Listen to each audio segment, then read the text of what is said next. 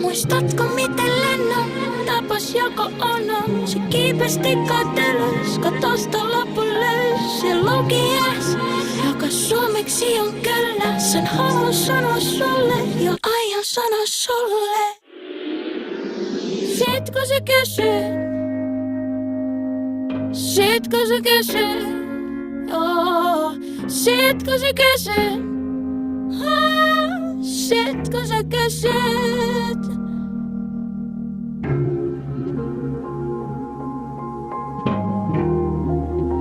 Sit kun sä kysyt.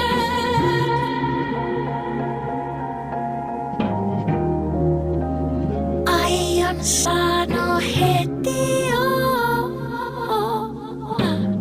Mä tiedän, et sä tiedät sen.